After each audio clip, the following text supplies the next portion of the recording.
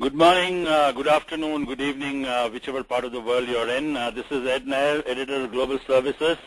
Welcome to this webinar on the second webinar from the GS100 research.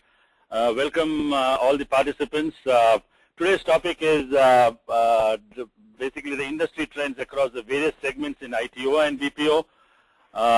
I will leave the supplier landscape aside because the lists have already been announced, and the lists give you a very good picture about how the suppliers stack against each other, as well as who are the top suppliers in each of those categories. So I won't be spending time in today's presentation on talking about top suppliers. I would instead talk about the industry trends across various segments of ITO and BPO. We have totally three speakers in this webinar today, including myself. We have Jean Cholka. She is the CEO of Free Borders, a service provider headquartered in San Francisco. And we have a guest speaker, Sandeep Suresh.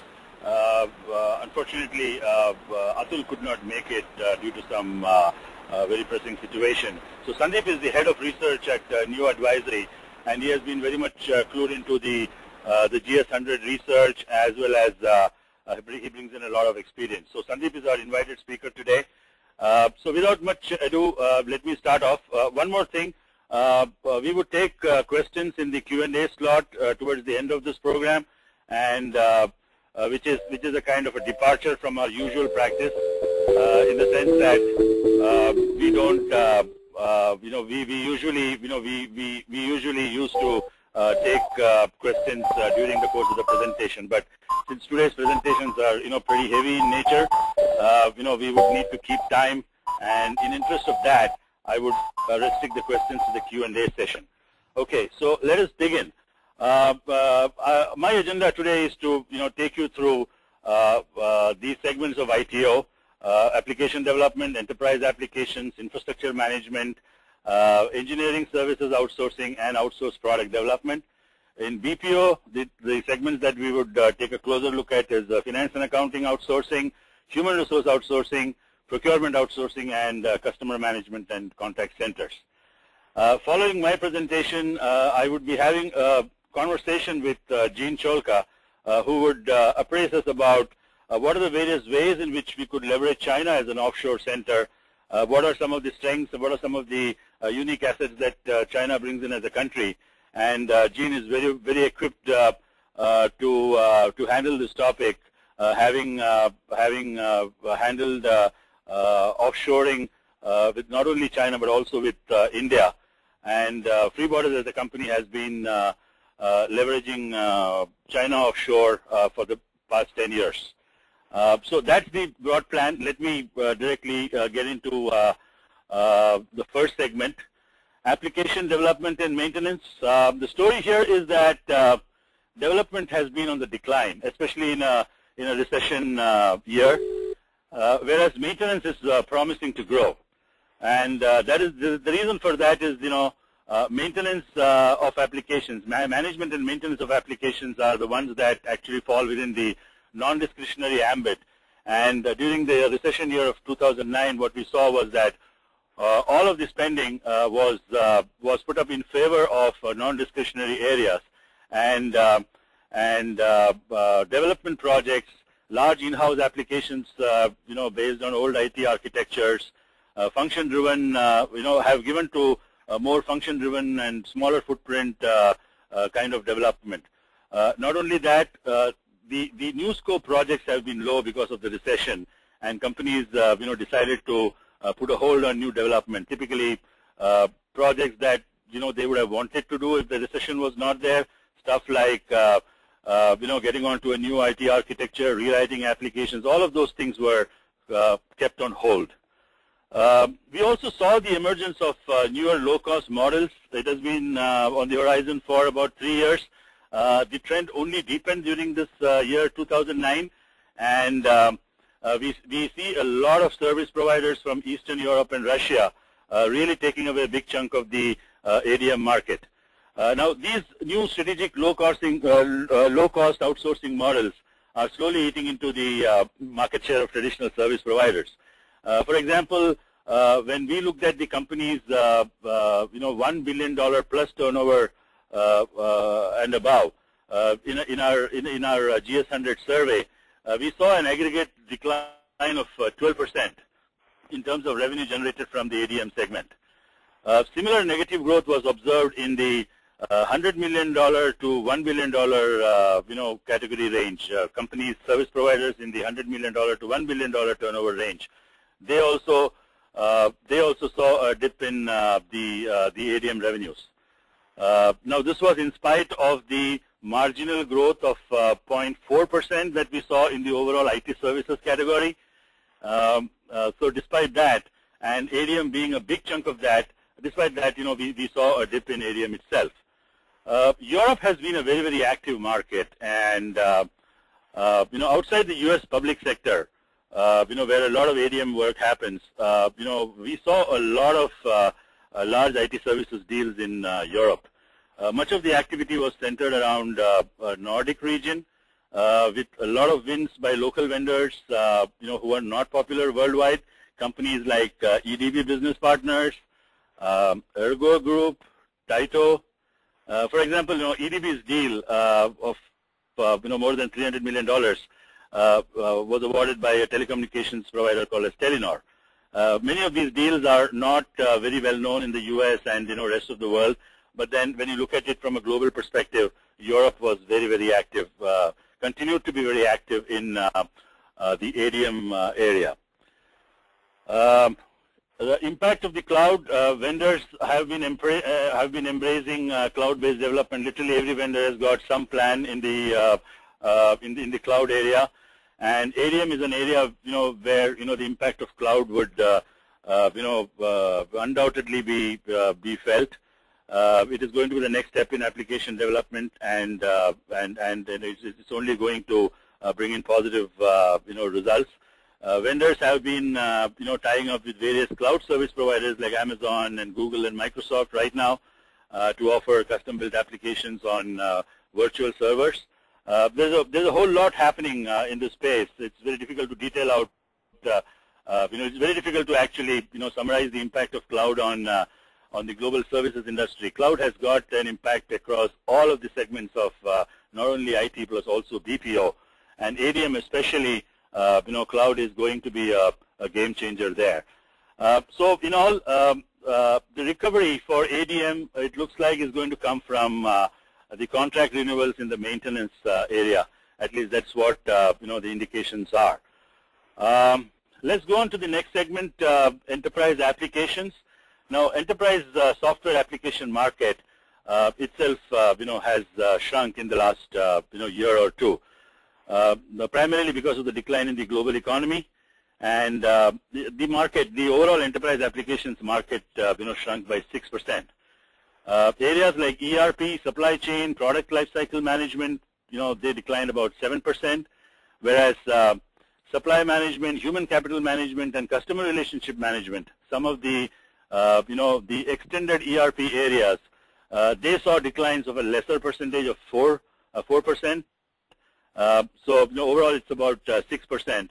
And the reason why we're talking about is that the services opportunity in the enterprise applications area is a direct derivative of the new licenses sold in the area of enterprise software. Companies like SAP, Oracle, Lawson, primarily, these are the large ERP vendors, the large enterprise application vendors, and they have high revenue shares. These companies actually weighed the markets down because of their dismal license numbers. Most of them were able to keep have a steady maintenance revenue stream, slightly above 2008 levels. Which helped them to mitigate the overall revenue declines in license sales. Whereas companies like Salesforce.com and Ariba and Concur, they posted positive revenue gains. which means that there's a clear move towards subscription-based models, and the appeal of subscription-based models is really very high. As I mentioned, growth came in from maintenance and upgrades. Even 2010 may not be a year where one could see an upturn in this market. Most of the work that gets done in this area is towards maintaining existing applications, possibly extending the application into a few newer areas. Looking at it from a buyer standpoint, the fundamental factors that drive the strategy for an implementation of an enterprise solution within an organization is, one is of course the cost of the solution itself.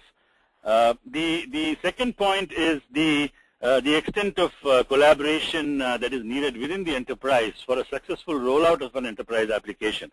There's a whole lot of collaboration that's needed. There's a whole lot of organizational readiness that's required to be able to roll out an enterprise application successfully. When we talk about rollout, one also has to look at what is the extent of disruption in going from one enterprise application to one enterprise application platform to another. So there has to be a continuity. The move has to be seamless.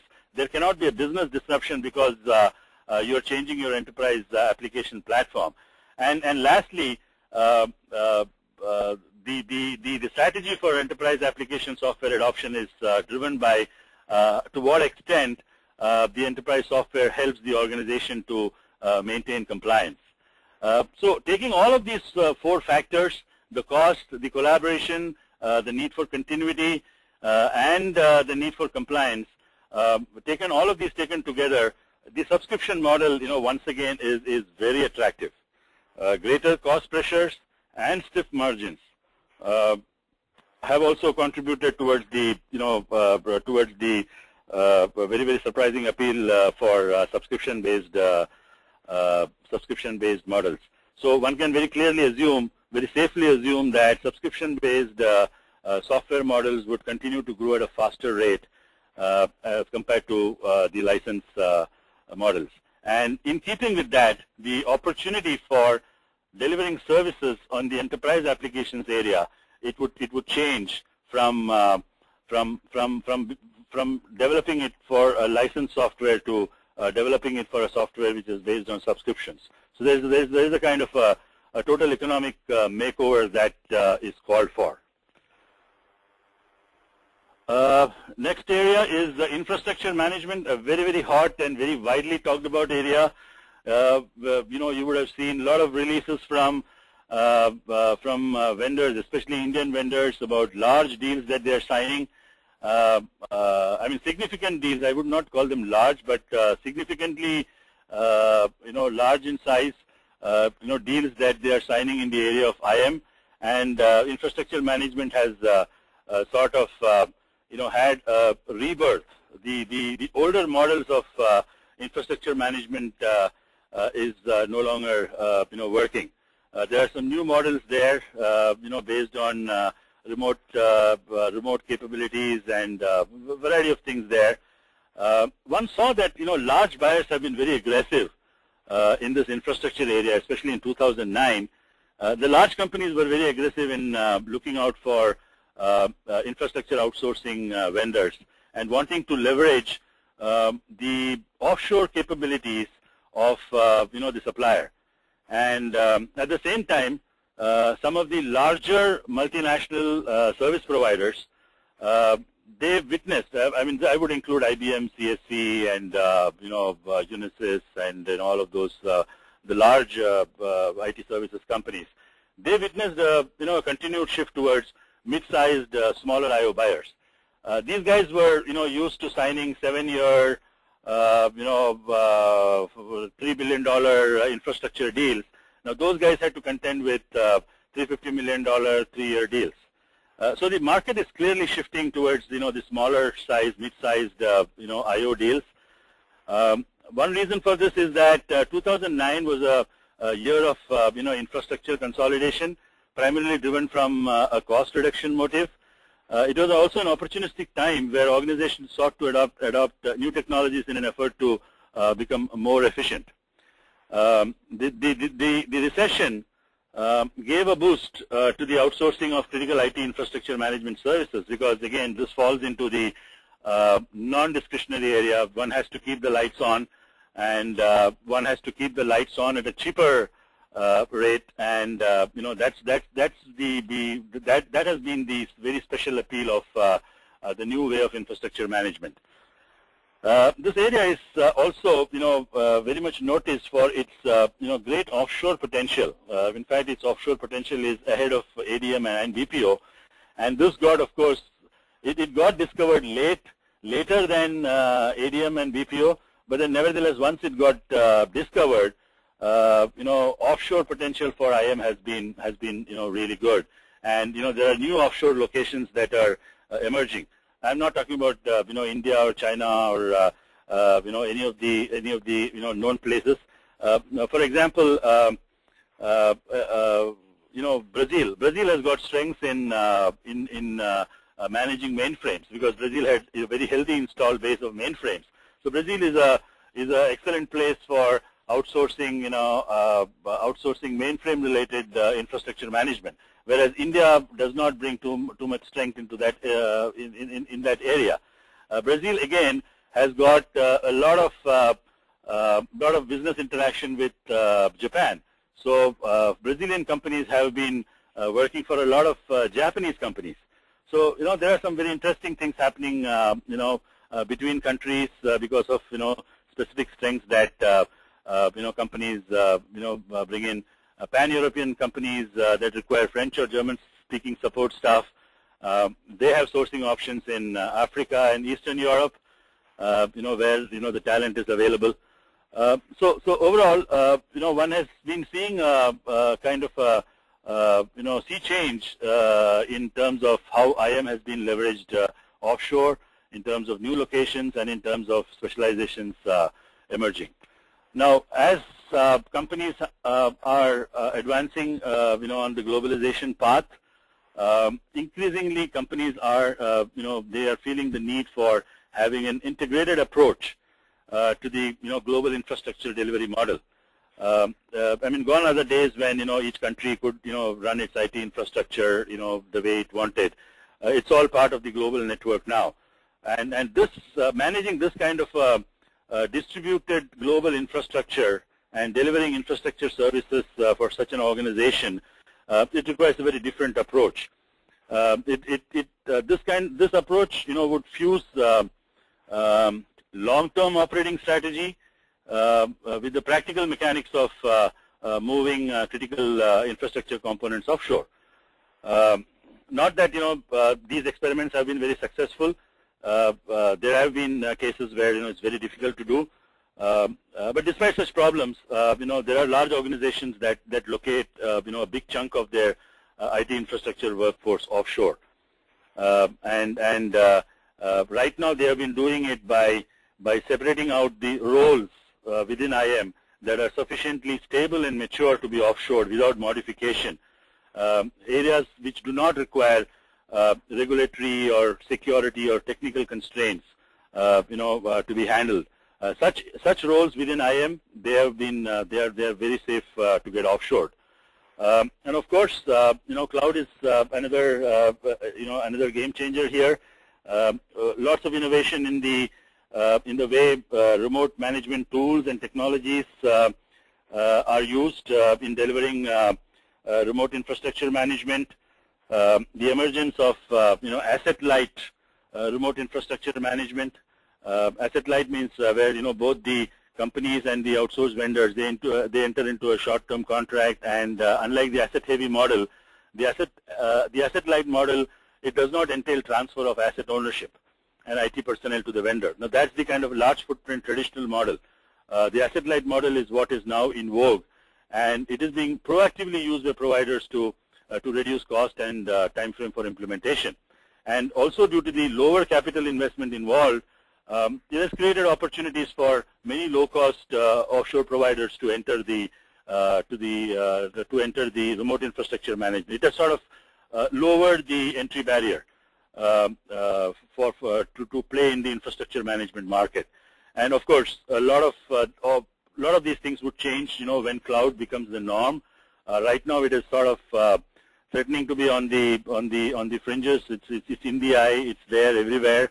But everything points towards cloud being a very sustainable long-term IT paradigm, and it would be the next generation of IT architecture, from like a mainframe to client server network computing.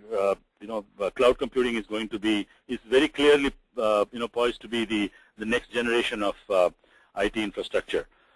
So companies are really bracing themselves up to handle this opportunity. Outsource product development. This is an area where companies outsource the development, especially high-tech companies, enterprise software companies, internet-based companies, consumer software companies, gaming companies, as well as enterprises that develop software products which are part of their overall IT infrastructure. All of this development is clubbed under what we call as OPD. The traditional definition of OPD has also begun to include engineering-related work in the non-software area, engineering-related work related to aerospace and automotive. We separate that area out into another segment. So here we are talking about purely software product development, and here up till now, cost has been the driver for this, and cost was being looked upon as a competitive advantage. If you are able to get your software developed cheaper, if you are able to develop your some of your generation 3, generation 4 products, get them maintained, cheaper from a cheaper location, that was a competitive advantage. But that no longer is the case. What clients have been saying is that offshoring is a kind of a mature practice within these companies, and now they are looking at getting additional value from offshoring. They want to reduce their R&D budget and still get comparable returns or more or higher returns from the same or incremental investments. So the cost is no longer a driver for OPD. Another big driver for OPD is the need for next generation product development, and with a whole lot of changes happening in the overall software area, cloud and SaaS-based models, subscription-based models, there's a whole lot of new product development, new products that needs to be developed by software companies, and SLA-based assurance for developing software, that is no longer the case. One has to develop software that is amenable to paper use, that's amenable to integrating social media tools, and in an enterprise environment. So some of these things are driving the product development strategy, and companies are converting their existing softwares to handle these capabilities. So new products as well as changing existing products to handle these new capabilities, that's driving a lot of traffic into the OPD area. And there are a lot of challenges that these companies face, despite offshoring being a very, very accepted practice by ISVs. ISVs had their first round of learning in this area by having captives. At least the large ones had a lot of captives. They also have now started looking at third-party service providers because they have been facing a lot of challenges. The market is intensely competitive for them. I mean, we just spoke about the enterprise software market, how it has been shrinking. Product life cycles themselves have been shrinking. There are growing technical complexities. There are shorter release cycles, and there is a need for faster time to market. And in the face of all this, ISVs, even ISVs who have not been doing too much of offshoring, they have begun outsourcing non-core functions, and wanting to have an impact on at least one or two of the areas in their product development life cycle. So some of the areas that are set to grow here are basically something like analytical services, embedded software, engineering design services. These are some of the growth drivers for OPD as we see. As I mentioned, there is a lot of pressure to deliver more from the R&D spend. One research done by a company called as Zinnov. We had a webinar with Zinnov a few months back. Now what Zinnov says is that R&D spend of companies in the software products market is currently in the range of about $45 to $48 billion, under $50 billion, and 15% of their company revenue is the R&D spend. So many small to mid-sized companies, which are less than $1 billion companies, they need to keep investments, R&D investments low, and they do this by offshoring a significant portion of their R&D to low-cost destinations. And the larger companies, they need to do more of this because their R&D spend is not growing at the rate at which they would want it to grow. So the only way is to actually leverage low-cost, high-value deliveries. One another thing that we saw in the OPD area was that there's been a change in the partnership models. It's no longer work-based. It's more based on risk-reward kind of engagement. There's a lot of focus on transparent, metrics-driven value delivery, and the needs to be completely aligned with the client's business and R&D objectives. And the successful OPD vendors, they have been touting their ability to move beyond mere service level agreements to deliver services by helping their client achieve higher sales, have less errors in the software, lower the overall cost of development and testing and various stages of product development. Let me go on to the next one, engineering services, and this was the area that I mentioned about, wherein we talk about development in the area of designing and developing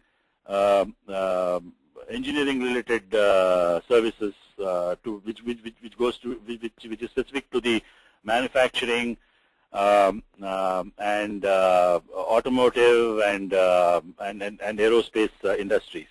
Now, this is a very complex market. One sees very specialist vendors there. Though some of the large Indian vendors, they have significant practices in engineering services, but then they have been approaching it from the IT side. There are, very specific engineering services, driven companies which focus specifically on a whole lot of design-related expertise. So overall, the advantages of offshoring and outsourcing, it has been validated by this segment. But the segment is, continues to be a small part of the overall IT services market, and particularly, large manufacturers in the U.S. For them, design firms, have become a source of specialized expertise, and they are finding it difficult to get, the qualified engineering labor, in the U.S. To develop, new products in this area. And we were speaking with one of the analysts from IDC, and what he mentioned was that, in some sectors like aerospace and defense and medical equipment, companies are dealing with an aging workforce in the U.S. and the amount of infusion of new talent, it is at best not there, and that is why there has been a bottleneck for getting talent. And when these older engineers retire, the only option that these companies have is to turn towards specialist engineering services vendors. As I mentioned, this area has got a huge potential, but the adoption has been low. what we saw from the research was that about less than 60%, nearly 60% of the overall engineering services revenues were brought in by the large Indian service providers, and 40% of this work was the rest of the 40% was done by captive engineering services units, which have been again opened up largely in India and some in China. So it's a huge market. Research figures suggest that it's a $750 billion market, of which just about $10 to $15 billion has been currently offshored. So for someone who has got very specific skills in this area, I mean, it's a huge market, but barely tapped. One can see very good product designs being produced in Asia by large software firms in India, or original design manufacturers in China that concentrate on designing and producing very high volume commodity like products, like for example cell phones or notebooks. Whereas India's strength is in the area of developing software and not developing not being an ODM. Countries like Taiwan, they're better with that. Once again, a little known fact: Europe is the hotbed for ESO. One reason why ESO might not be so popular is because US has not exactly presented too much of opportunity here. Beyond the the Boeing and the GM and others who do who offshore, but Europe is the hotbed. And when we spoke to a few companies, and we found out that many of the West European companies have been very heavily using engineering services from Eastern Europe, and Germany emerges as the largest importer as well as exporter for engineering services. So very, very strong industrial nation, and that's the reason why Germany has got a focus on this area. Let us now get on to the BPO segments, and what we see in the finance and accounting outsourcing area is that annual contract values fell, but contract extensions contract extensions picked up. For reasons very similar to what happened in ADM. The number of contracts signed and the annual contract values were lower in 2009 compared to recent years. We can see that from the kind of growth rates companies like Genpact have been having. It does not mean that the FAO market opportunity has evaporated, but it's I mean, there are changes that is happening in this segment. Leading companies like Accenture, ACS Xerox, and Capgemini, IBM, Genpact, they accounted for nearly 2/3 of the overall annual contract value for FAO market in 2009. And these guys, they offer a slew of services, right from procure to pay, order to cash, record to report. Not only that, they do a lot of business consulting and transformation related work. And some of the changes happening here are, vendors are called upon to not only, do an FAO project, but they also need to combine it with other services like call center services, or, vendor support or risk management, continuous improvement. These are some of the add-on things that they need to do beyond the, managing the financial and accounting process. Some of the services are evolving from being a purely rule-based transactional process to being judgment-based, technically complex processes. So these guys are moving higher up the value chain as far as FAO is concerned, and but the market has been slow in 2009, but then it has got a lot of potential. We also saw that FAO is a very, very people-intensive market, and like for example, when we looked at the companies in GS100, we saw that companies, FAO companies which offer FAO services, the smaller level companies, which is the less than $100 million companies, they have a headcount of anywhere from 250 to 1,000. The next band of companies, they have 3,000 3,000 to 5,000 kind of staff strength, and the $1 billion plus companies, and especially the $500 million plus companies, in the FAO area, they have nearly 8,000 people in the FAO business, and roughly 80% of this is done out of offshore and nearshore locations, and during the year, the full-time employee, full-time equivalent strength for FAO vendors, it actually grew by over 30%. So that denotes the kind of volume of FAO work that's happening, and India continues to be on the top of the charts as far as overall FAO delivery is concerned, and it's not that it's a matter of merely reducing your cost by handling the finance, by outsourcing your finance and accounting process. We went through various case studies submitted by vendors in the DS100 survey, and overall what we have been seeing is that in the area of FAO, clients have been getting benefits like 30 to 40% reduction in per invoice cost. So if you are doing an invoice at $10, and if you are now able to do it at $6, I mean, that's great. So 30 to 40% reduction in invoice cost, 70 to 80% reduction in accounting errors. That's a great improvement. 35% lower average processing cycle time. Now these are really numbers that suggest transformation, and vendors have been achieving this. And there are some new verticals that are emerging here, which is which would provide a fillip to growth in this area, like telecom and pharma. One saw that a lot of telecom and pharma related deals were signed, and all research reports suggest that financial services continues to be a strong area, and the traditional segments like manufacturing and consumer goods and retail and high tech, they continue to be strong. But then these are some of the new verticals.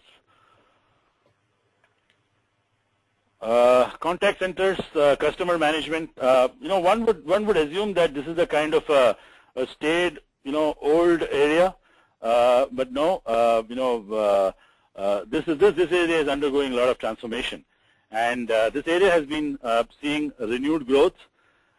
Even some new verticals that have been adopting outsourced customer care, and it has moved from the traditional core markets of financial services or telecom or travel, and it has now found a home in pharma and brokerage, and many such new industry segments, and so that's one very clear growth area.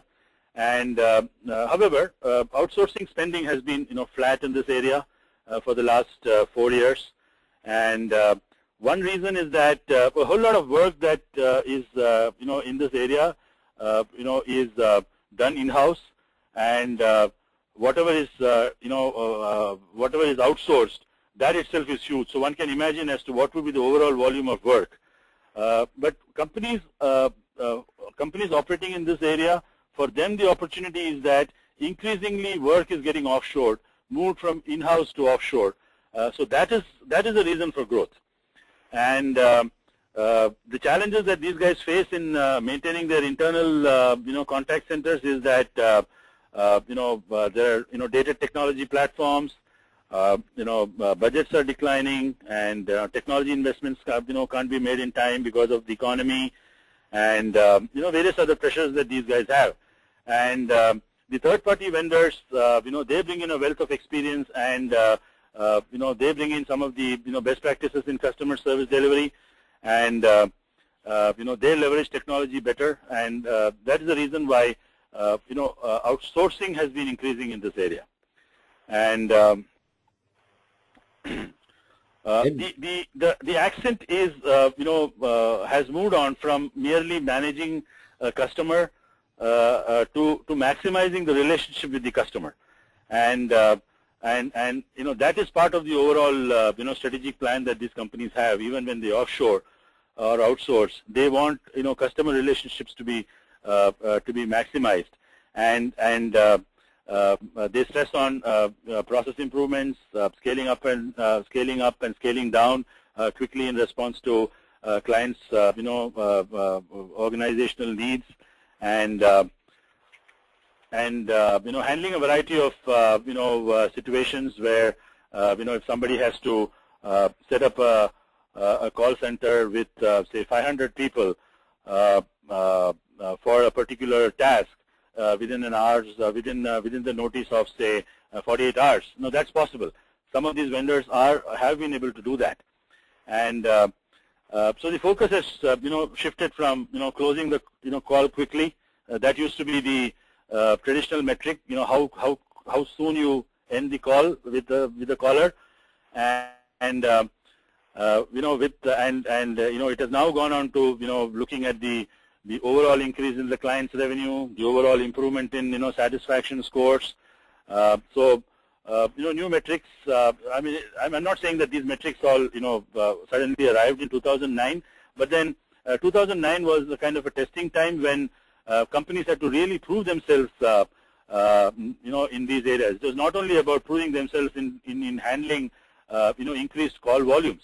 Call volumes possibly decreased during the year in 2009, but how do you increase the customer service? How do you improve debt collection? How do you how do you impact some of the financially related KPIs? Those are some of the things that these vendors have been delivering. One very interesting aspect is that North America, or US itself, is a growth market. By growth market, I mean that the number of people doing customer management related work in the US itself, I'm not talking about offshore, in the US itself, that is growing. So the number of people across the US who are part of this industry is growing. And in fact, recently I saw a release from Genpact that talked about increasing its staff strength in the US, and this is despite Senator Schumer's threat to impose a tax on all calls that go outside the US. I mean, it's not because of that. It's because there's so much of volume within the US itself, and the kind of people needed to tackle that volume. Growing your strength in the US is the way out. There are a lot of new technologies here. I won't get into the details. Ed, can I interrupt you? Hosted context. Yeah. Ed, you've run out of time. You may have to run through quickly on the other slides. I will do that. Yeah. So hosted contact centers, IP-based virtual contact centers. Each of these, I mean, these are kind of disruptive technologies. Not disruptive. Sorry, I take that back. But these are technologies that redefine the way customer management work is done, and one would see a lot of changes in the type of services offered, and also in the new age the nature of customer interactions itself has changed because of increased social media customer interactions. One has to be able to monitor and extract intelligence to provide better customer service. So those are some of the new requirements. HRO. Now HRO is another area where one has seen the dismantling of the large-scale multi-process HRO deals. They are on the wane. They're clearly on the wane. Instead, point deals, deals that are much smaller in size, deals that are much more compact in scope. One has been seeing that. By and large, one sees that the HR processes, except for the scale, it does not vary too much between companies. If you're talking about a company from a particular country, the rules and the laws are same. State-wise, there might be some differences. But apart from that, there would be a difference in scale. But the business processes are pretty much standard. And with the emergence of multi-tenanted platforms, it's a kind of a very good recipe for the Saas model, and so that is the one has seen increasing adoption of SaaS-based HR softwares, HR management softwares. There are many niche markets that are emerging here, like recruitment process outsourcing and talent management. These markets are attractive. There's been a sea change in the price. Okay, let me just skip that. Okay, there's been a market consolidation in that area. One would see the kind of buyouts that has happened. Northgate, Arinso bought out Converge's HRO practice, and many other deals that were recently announced. Procurement outsourcing, again, a very complex area, something like akin to engineering services outsourcing, very specialized area where it is not about labor arbitrage. It is about it is not about reducing the administrative cost of the activity, but it's about generating savings from third-party spend. One has been seeing a broadening of the market here.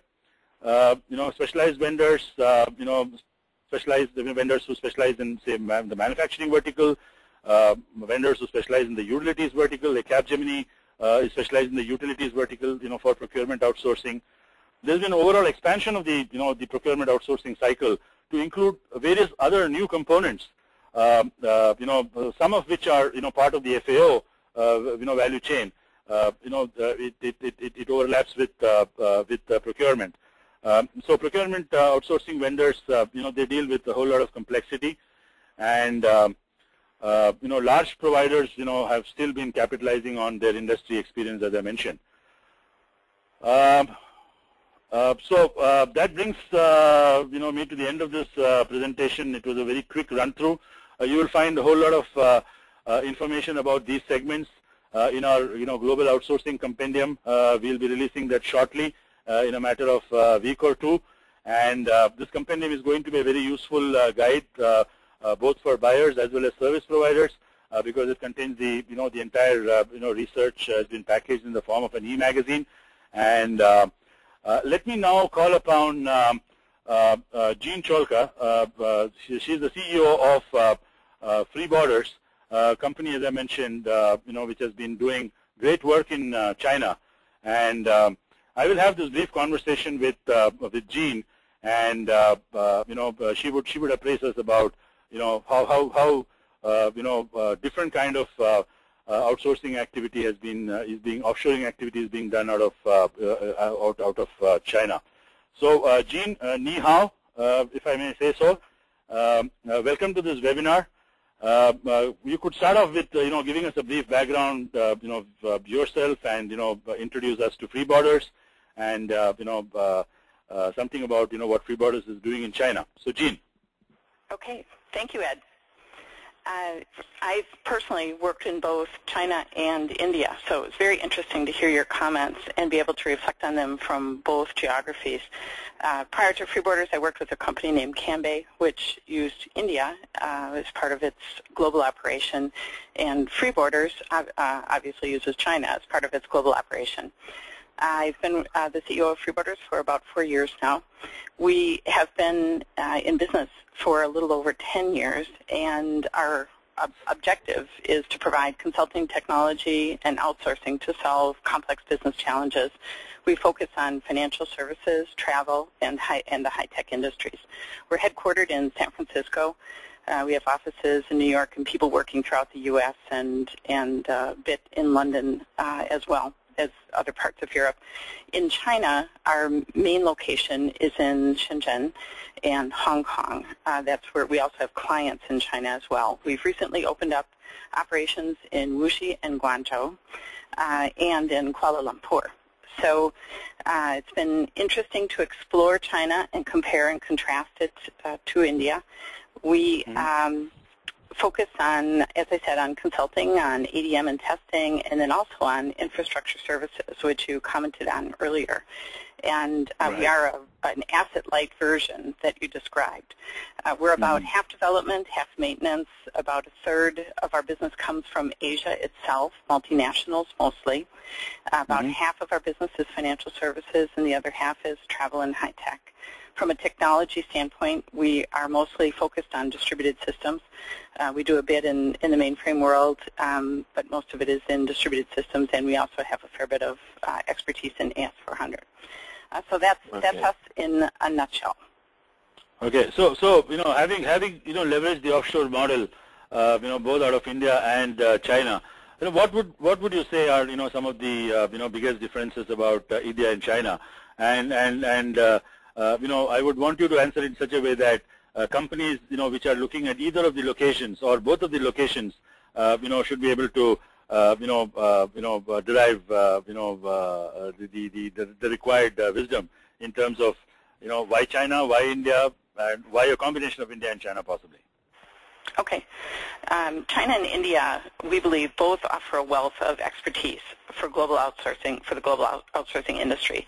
At Free Borders, our way of thinking is that we can learn from each country and culture to enhance services and be that local twist for our multinationals that we serve. So we've looked at best practices from India, we've looked at best practices from the United States, and best practices from China, and combined those together.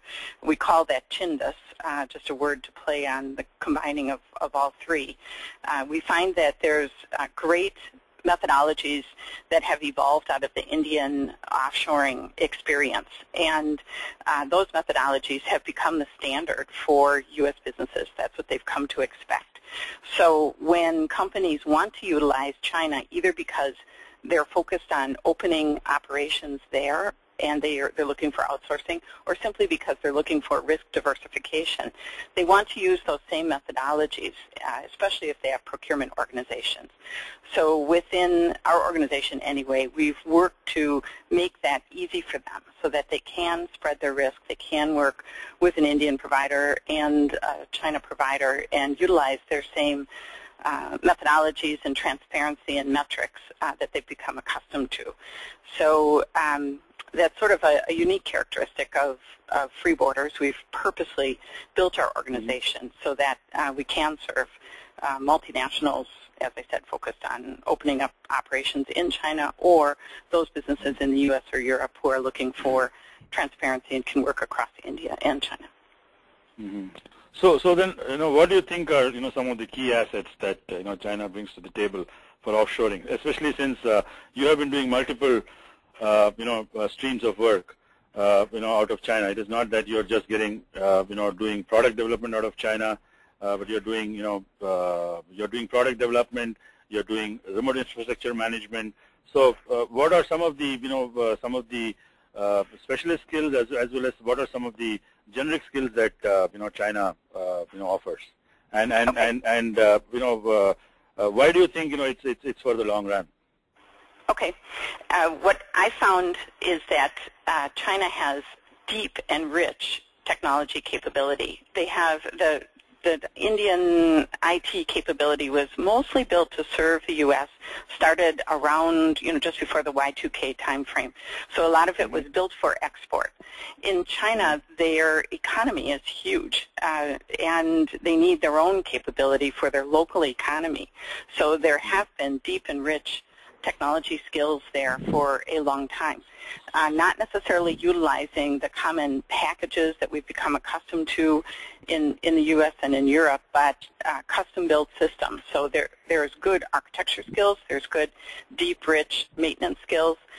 Language, of course, among the older population is an issue, which we've figured out, A, how to train people, and B, how to work so that language isn't an issue. In India, English is the first language, whereas in China it's a second language. If you're working with anybody who's roughly 30 or under, they've all had extensive English training. Within our organization, we have a full-time English lab that people can access 7/24, as well as 2 full-time English teachers. And we've built our methodologies so that we do have English-facing skills that serve all of our clients. So coupling language capability with transparency and good process and the deep, rich domain and technology skills that we found in China has been rich and rewarding and has served our client base in the U.S. and Europe very, very well. Okay, so you mentioned that you are serving companies across various industries, which include financial services and manufacturing and travel and all of those various industry segments. So could you give us an example of, say, for example, financial services, US-based financial services company? What is the kind of work that you all do for them? And especially, how the China part has been important for that. Okay. The example that I'll use is a large global bank. They're actually headquartered in Europe, but they exist across 87 different countries. Okay. Large name that we would all recognize. And their business challenge was that they wanted to modernize their core banking platform. They've been outsourced to India for a long, long time. They really wanted to do this in another geography and selected China to be that geography because it was also a key area where they wanted to grow their own business. So they selected us to help them with that modernization. And so today we are in the process of doing that. It isn't quite complete. Their old one sits on an AS400 platform, and the new one will actually sit on a COBOL platform, which is a little bit unusual. Usually people go to a distributed systems, but they needed some flexibility and some horsepower that a mainframe would provide that a distributed system would not. So it's been an interesting project. It's gone very well from their perspective. We've got a little over 100 people helping them with that project, and because that whole thing has gone very well, they've asked us to work with them in other areas that they especially need customization as they move into China. And because the language issue, which they were very worried about, is not a concern, it's worked very well for them. They've asked us to expand so that we're working on par with their Indian providers. So that's one financial service example. I have many more for you if you'd like. Right. So is it because China already had a large base of AS400? I mean, a large install base of AS400 that you could, get, these kind of skills, or I mean, what was the unique advantage, that China could provide in terms of people required to handle this? Actually, there was a bit of a base of people that we could pick from that had long skills, but there weren't enough to really be able to supply locally.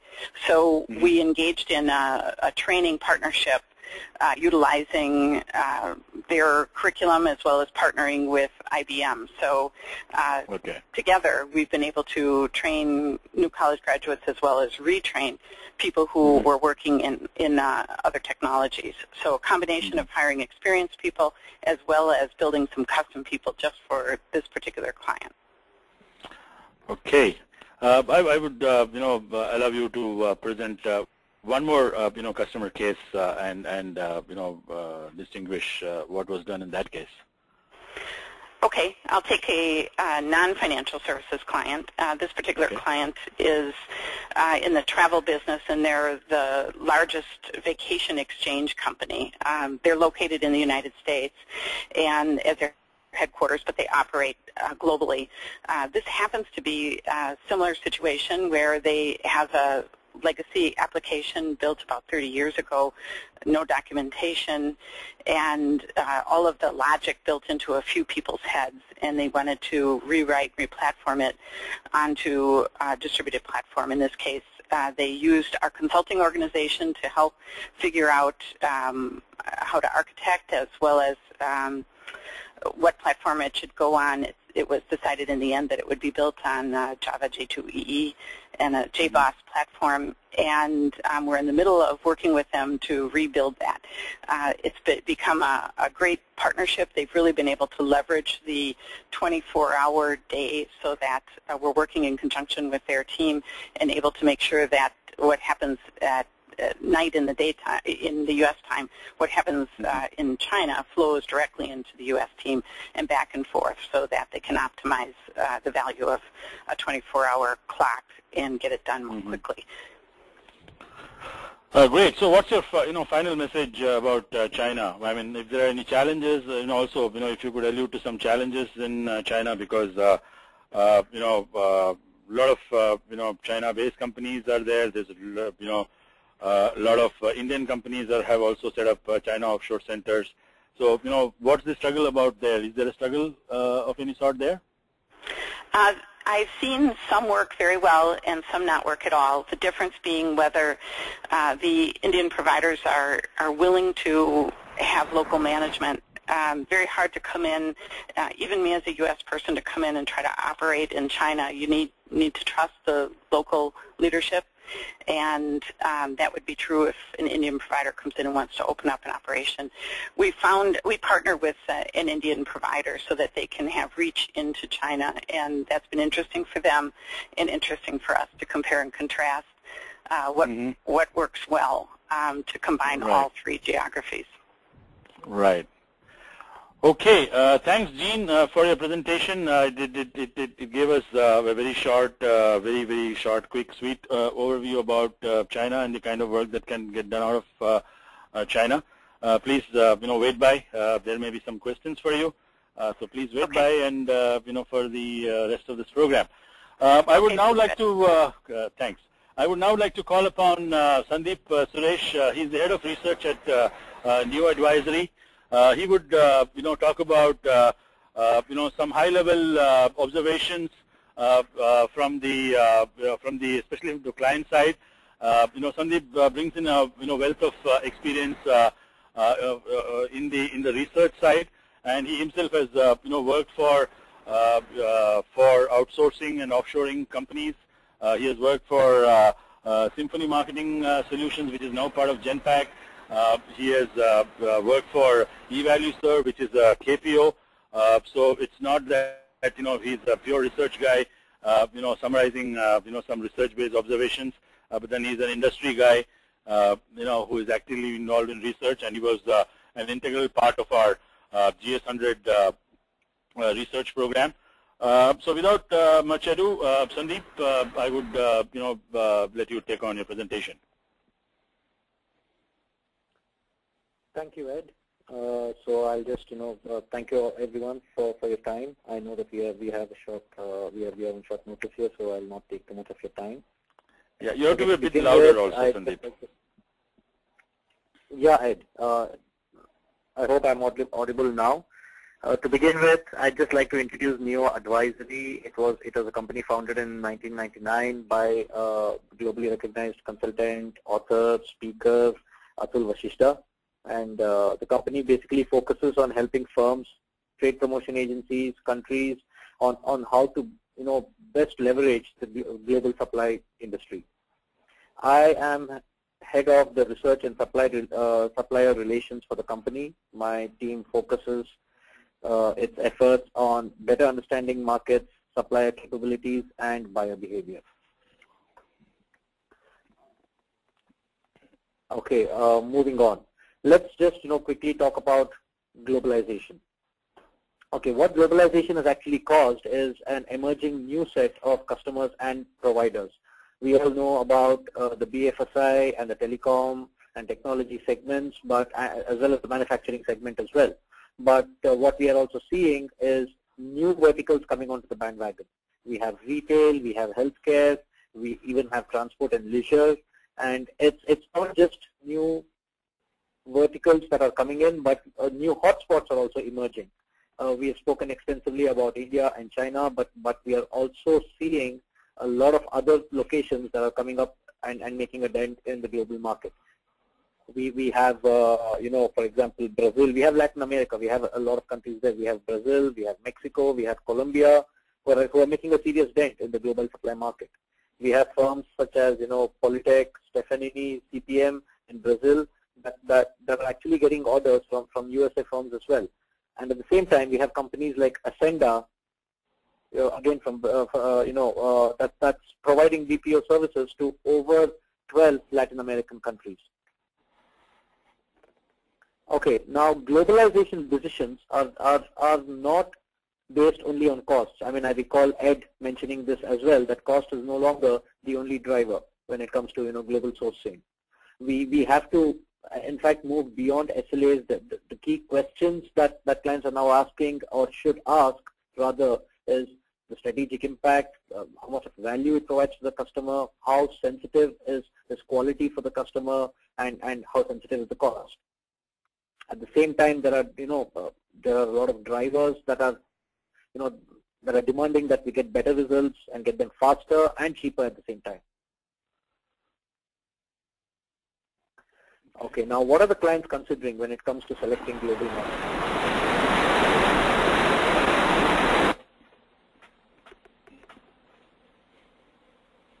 There are basically three sets of factors over here.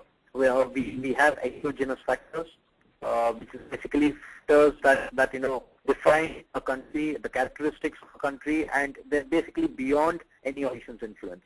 Here we talk about government support, educational system, the geopolitical environment, how stable or unstable, and of course the infrastructure in that particular country. Now there are catalyst factors as well. Now catalyst factors actually drive the service delivery, but they could also combine with exogenous in terms of an organization's lack of control. Now these factors include the time zone, the cultural capability, the compatibility, you have the labor pool and the language proficiency. Right? Business environment. Now this relates to the direct advantages or competencies of service providers. Okay, here we talk about the cost advantage, which is in terms of labor costs, which is direct, or it could be indirect as well in terms of cheaper infrastructure and cheaper communications and things like that. We also talk here about how mature a particular process is or how competitive the market really is, because competition defines the maturity at the end of the day. Then we also take into account security over there, the IP protection, and of course the supportive people factors. Moving on to the supply side dynamics. Now, the market is obviously changing, and with it so is the supplier dynamics. Some of the suppliers are seeing a slower growth, but the profits are rising. And more importantly, growth coming from non-USA markets. For a long time, suppliers have depended on the US market, and now they are actually venturing out. In fact, Ed mentioned about how Europe is a hotbed for ESO, and similarly, there are other markets as well that is actually generating growth and generating revenue, and driving growth for suppliers. There are local hires happening from the supplier side in the buyer locations. Plus, the landscape is actually changing. You have new players coming in. You have players like Dell and Xerox who are entering the supply side as well, right? And at the same time, there are captives that are being bought. Cognizant bought UBS, TCS bought a captive of Citi. So, it is becoming more and more competitive, and there is a thin line that now separates a domestic service provider from a global provider. For example, you have a company like TCS in India, which is now actually a $6 billion company, and firms like Wipro and Infosys are not far behind. They are actually competing on a global level, and they have come to that scale as well.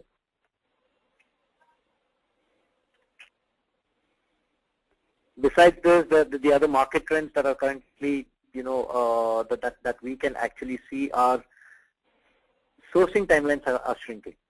While it would initially, traditionally it would take about 4 to 6 months, it's actually reducing now with clients focusing more on what the qualifying criteria is and focusing more on solutions and using their leading practices to negotiate with the service providers. Pricing has dropped, which is a good time to renegotiate with suppliers, and suppliers will come back and ask for more business at the end of the day. The geographic diversification is actually rising in importance. There is an increased behavior to diversify and not just go to one geography. And we just heard from Jean about how they're looking at both India and China. So this trend is actually going up. It's actually increasing. And as with any increase in any space or any industry, there has to be a greater focus on risk management and monitoring. Now, there are basically risks at a country level, at a city level, and at a provider level. Right, the clients are looking at risks related to data and communication, risks related to concentration at one particular geography, and they're also looking at long-term viability with partners. Now, how does it affect global sourcing operations? It's pretty simple. If you're expanding your footprint globally, you're increasing your risk exposure. It can increase for anyone who's actually looking seriously or does not either has an existing global sourcing plan or has one in the very immediate future, right? And the impact on operations can be drastic at times. While low-cost locations are attractive, there are times when they face, economic or political or social upheavals. There would be some unexpected event that would actually, it could cripple your operations for quite some time, and which could have a serious impact at the end of the day.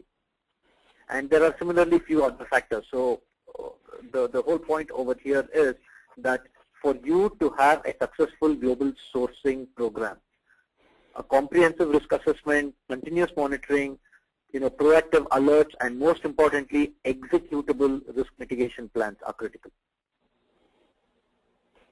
I would just like to end this with an example of how a business has been transformed through aggressive sourcing globally. Now, if you take the example of an organization like Citi, it's got more than 25 active service providers. It's got its own captive centers across the globe. And if you look at the list of services that it is currently offshoring, it covers the entire ITO and BPO space. So this is one clear example of how a company can leverage and transform its business through aggressive globalization and diversification of locations. And Citi is not the only example. You have companies like Electronic Arts, for example, that operates in over 20 countries and sources, innovation and art assets from over 10 countries. Now, Electronic Arts had an issue with rework. Anything that was coming back from offshore units, there was a tremendous amount of rework going on. But when editors were actually located in partner facilities, rework fell by 80%, 80, it fell by 80%. So, this is the power and immediate benefit that companies are now seeing through aggressive globalization. And it's not actually being limited to only India and China. We are seeing countries like Eastern Europe, Philippines, Latin America, in some cases, Africa, South Africa. They're all aggressively getting into the global sourcing industry. Just a very brief profile about Neo Advisory. We offer consulting, risk monitoring, customized research, as well as PMO services. This is our list of clients. And, our founder and CEO has an extensive experience in globalization and the outsourcing industry. He's written books on it. He's been a speaker, a globally recognized speaker at numerous events and occasions. And well, that's about it. That brings an end to my presentation. Thank you very much. I'm open to any questions in the Q&A session. Yeah. Thank you. Yeah, thanks, Sandeep, for your presentation. We will take up a few questions. One is, I think, this should be very much up your alley. Sandeep, I have a question here. What's the potential for Latin American companies to offer BPO services in Spanish? Maybe, not only customer care related BPO services, but then, across the other types of BPO services, what is the potential that these Latin American companies hold? It's a very apt point that you have actually made, Ed, because the potential here is tremendous. Like I already mentioned, you have companies like Ascenda who are mature enough to provide services to over 12 LATAM countries, and almost all of this is in the Spanish language. See, in LATAM, the culture is something like this: the top guys are the only ones who actually speak English, and you have a whole lot of business that is done in Spanish. So obviously the market over there is very mature in providing any services that is in the Spanish language, right? So it is, and it's facing stiff competition. I mean, before you had only Colombia, now you have a lot of other countries that are actually aggressively pursuing the industries, and they're now attracting business from not just the LATAM countries but across, from Europe as well. and in some cases from the US as well for customized services. You have business coming in from Mexico into the LATAM countries. Right. So it is a very aggressive market, and it's developing at a very fast rate. Okay. There's a question for Gene. The question is, what are the greatest challenges that you have overcome to gain greater acceptance of work being done in China? I would say the and how did you overcome them? Okay, the top three are transparency, making sure that our clients understand processes, metrics, how we're going to solve problems. Relationship would be the second one, making sure that we're close and focused on mutual success. And the third being simply delivering results. They speak for themselves, making sure that our quality is right, that we're right the first time, and that we're on time, so our productivity is good. So those would be the three things. And how we attain them is simply to focus on them, make sure that all employees understand that those things are very important to our clients, and having ways to measure them so that individuals are able to be rewarded when they do them right, taught how to do them up front, and that our clients have full transparency. Okay. Maybe I'll, in the interest of time, I will take up one more question. Okay, let me take this one up. There's somebody asking for more information on IP-based and hosted call centers. I think that has come out of my presentation, so I will take that up. Okay, hosted contact centers. They've been around for a while, but that's the way forward. Hosted contact centers, it's emerging as a solution for companies that have outgrown their existing applications and systems, and companies that want to expand into new geographies, or who want to use virtual agents. So hosting allows contact centers, to access technology over the internet.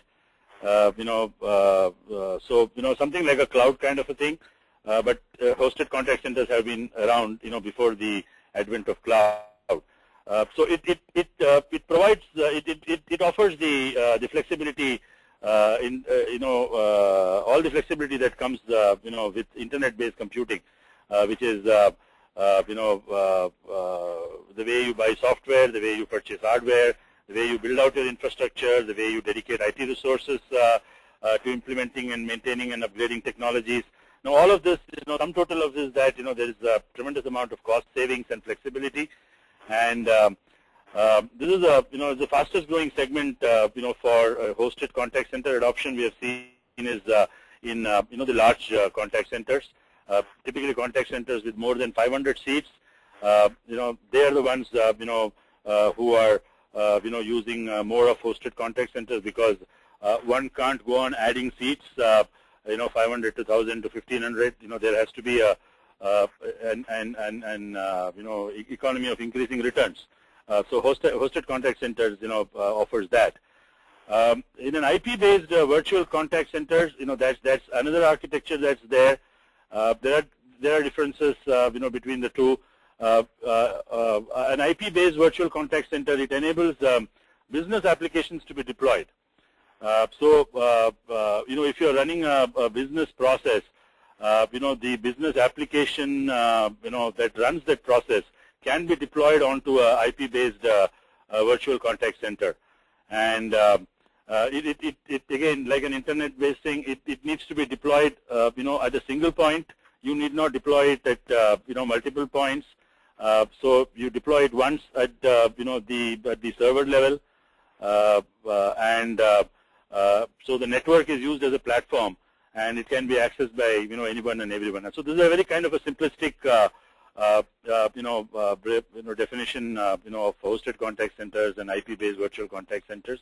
Both of them are, technologically, promising and have already been adopted by a lot of companies. One another area is, unified solutions that, help provide unified capabilities. which allow a single agent to support multiple interactions simultaneously, regardless of the communication channel. So a single agent can, on one hand, do a web transaction, on another hand, do a telephonic transaction, on the third end, handle an application process, handle a business process by accessing a network-based application. So all of these things, can be done simultaneously. And again, it is the large contact centers, which has, got thousands of agents who actually, go in for these kind of technologies. So that's a kind of a very, that's my understanding of hosted contact centers, and it's a very, deep technical area. We could provide more information on this in the course of our articles. Ed, can I interrupt you, Ed, for a second? In fact, there are a lot of audience still alive, and I'm sure the GS100 data has been so interesting. Do you want to take up a few more questions? It is again up to you and the panelists, because there are a lot of attendees still alive, and they have not left the webinar room. Okay, let me just, take up,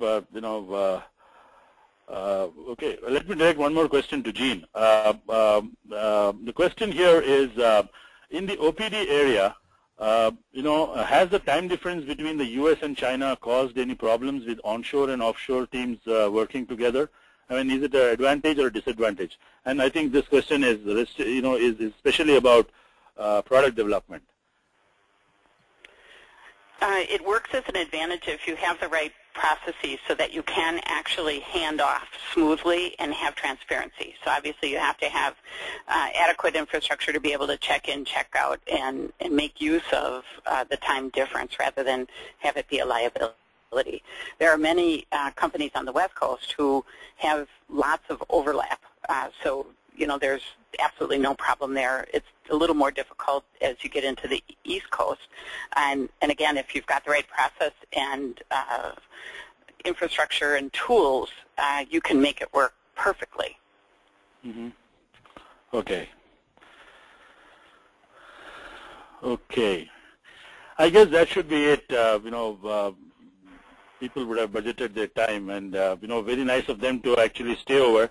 The unanswered questions, we would answer them, offline, and we would definitely answer them either in the form of emails or in the form of, articles.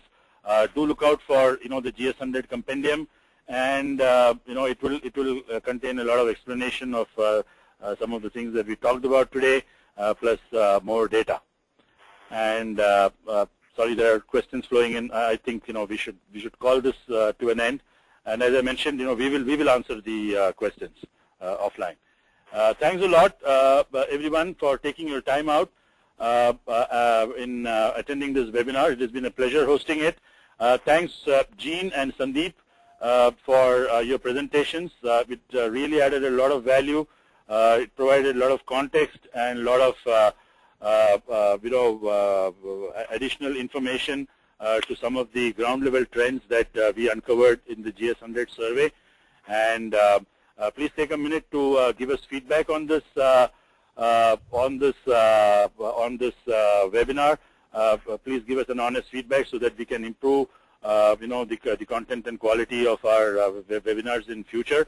And thanks a lot to Satish and Nikita, the two people who have been working in the background, to make this webinar, possible.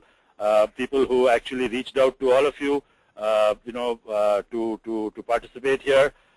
Also, a thanks to my team at Global Services, Ashwin Razdan, Pratibha Verma, and Shruti Ramakrishnan.